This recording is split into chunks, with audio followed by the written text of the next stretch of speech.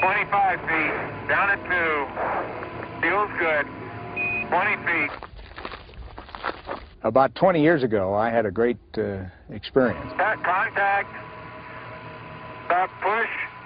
Engine stop. Okay, Houston, the Challenger has landed. And that was to walk on the moon. That's beautiful. This has got to be one of the most proud moments of my life. There were 12 people who have actually set foot and walked on the moon.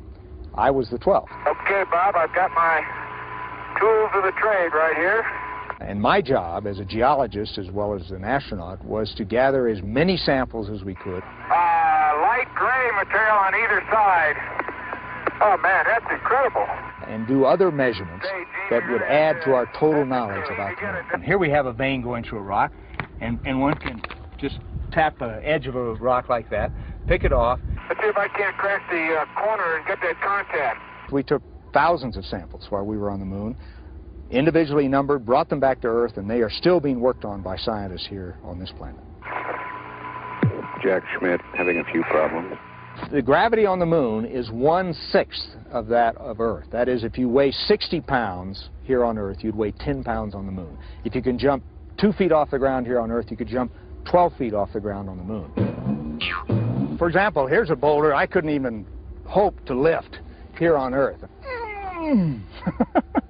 But on the moon, that would be a piece of cake. You could lift that up, probably get it above your head. Man, that is hard.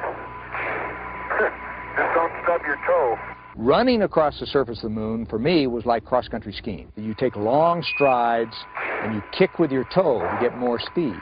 Well, on the moon, you can do the same thing, except you glide above the surface instead of on the surface. Now, I think you can run faster than the lunar rover could drive. We'd like you to leave immediately. Okay.